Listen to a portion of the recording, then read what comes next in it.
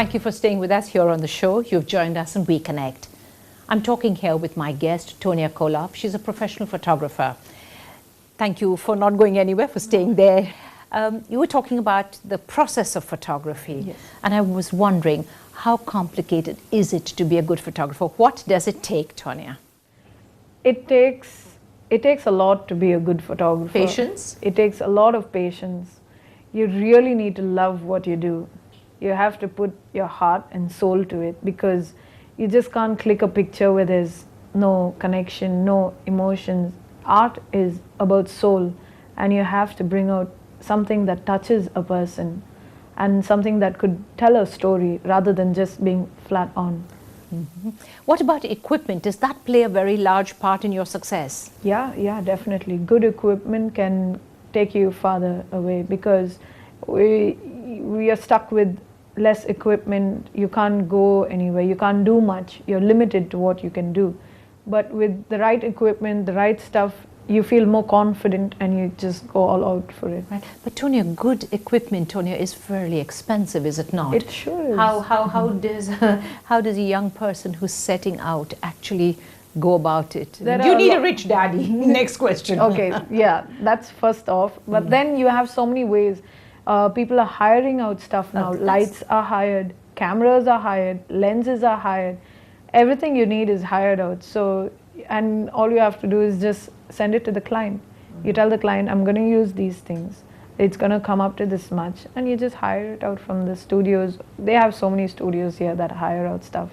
So I work on those bases. Right.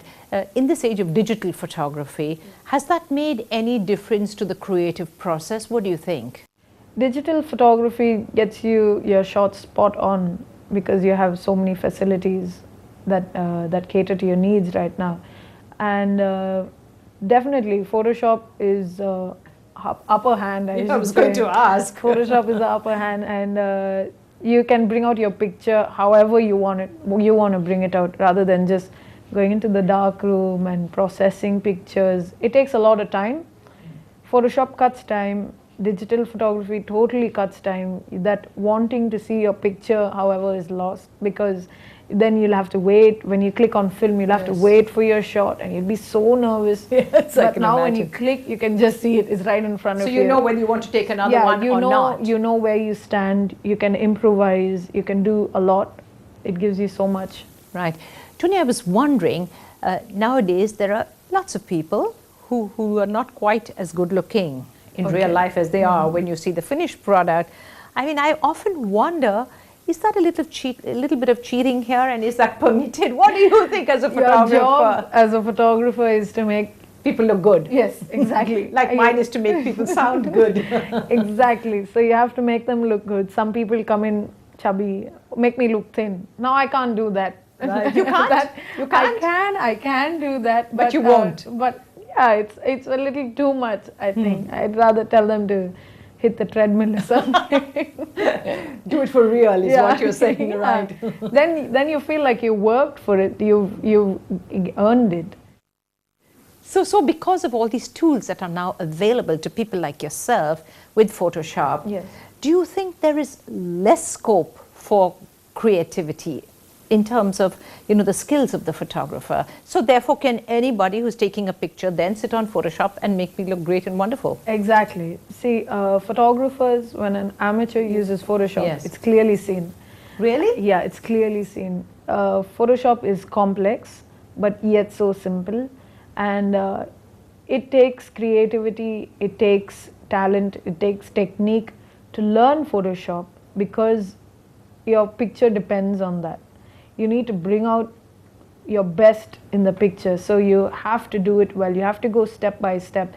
I was discussing with other photographers a week ago, and I'm like, I was telling them, anybody can be a photographer. They just click ordinary looking picture and they do it on Photoshop. They put in color and this and that, and you have a picture.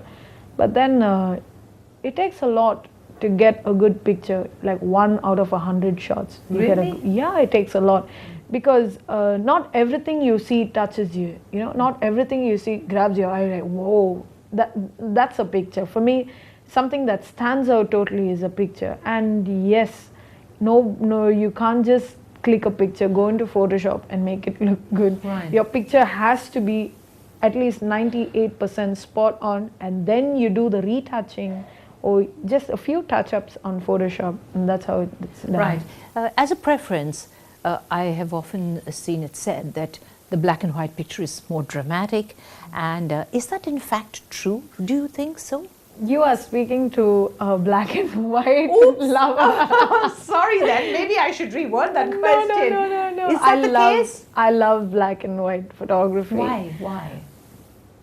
It's beautiful, it's of the past, and I like holding on to things of the past, and it's more touching, you know. Is it more dramatic? Yeah, Is it's it more very dramatic? because the color doesn't get in, or the lighting matters, but there's no chaos. It blends in really well when it comes to black and white. Everything's monotone, everything's calm, peaceful. So it becomes a stronger image altogether. Okay. And do you think that that is in itself more appealing to people who are looking, say, at a magazine, see a black and white picture and then you see colored pictures? It depends on from person to person. Like if you ask me, yes, a black and white picture would stand out any day. But if you ask my sister, she'd say a color picture, yeah. But you're a professional photographer, Yes. so we'll take your word for it, I think, rather than your sister's. Now, you also mentioned that you did like to do weddings. Yeah. And in weddings, you can't end up with a black and white, can you, actually? Actually, people do like black and whites. Really? But not, like your creative shots can be black and whites. But the normal standard weddings shots with the family, portraits and stuff like that goes into color. But if they want black and white, you always give them an option. The option is always open. Right. Is it easier to do a wedding and to cover a wedding or to cover an event rather than to actually do a portrait or to do an advertising shoot? I would say covering an event is tougher because, because you have to be there every second. You have to be aware, alert. You just have to watch every second. What's your eye happening? needs to be open because you can't miss a moment. Yeah. Tomorrow, the people, whoever you're photographing, Yes. Their whole wedding album depends on how alert you are and That's how well you capture their moments. So I would say that's very important, and you have to be on your job all the time. Whereas in the studio or back home, you can click, you can warm up, like you can tell your model. You've got the time. Yes, to you've got play time around, on your really. hands. But there, it's happening on the spot, so you can't mess around, you can't play around. Right. Tonya, we're going to take another short break, Yes. and then when I come back, I'm going to actually ask Tonya about her future plans, where she sees herself 5 years from today, 10 years from today. So you don't go anywhere. We'll be right back with you.